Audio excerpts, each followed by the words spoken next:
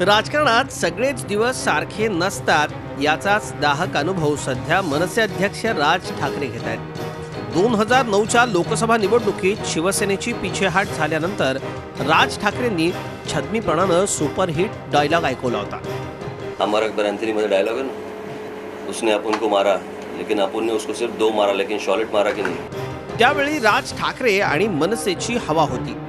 हवेची दिशा ओळखूनच उद्धव ठाकरेंनी राज यांच्या पुढे टाळीसाठी मैत्रीचा हात देखील पुढे केला, पण राज ठाकरेंनी टाळी द्यायला साफ नकार दिला।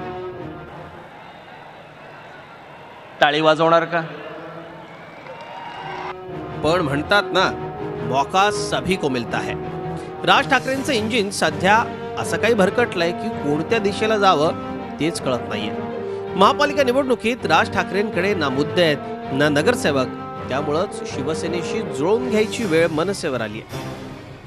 मुंबई महानगरपालिकेची निवडणूक जर तुम्ही मागच्या वेळची बघितली असेल तर 250, 350 एवढ्या मतांनी सुद्धा जागा इकडच्या तिकडे होऊ शकतात।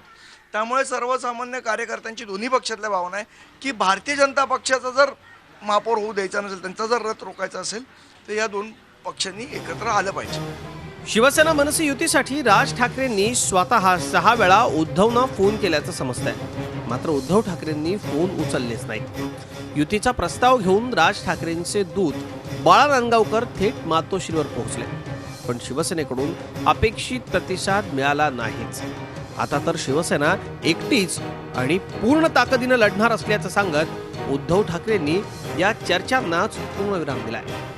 माझ्याकडे प्रस्ताव कोणताही आलेला नाही। बाळा नांदगावकर निरोप घेऊन आले होते। बघा आता ह्या सगळ्या बातम्या मी आपल्याच माध्यमातून बघतोय। कोणाला आमच्याशी फ्रेंडली मॅच करायचे, कोणाला काय करायचे, कोणाला काय करायचंय।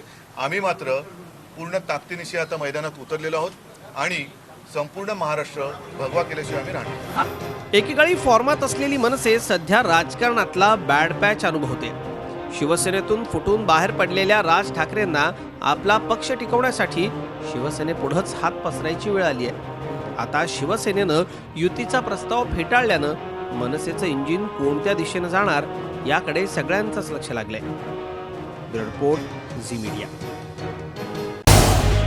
झी 24 तास रहा एक पाऊल पुढे।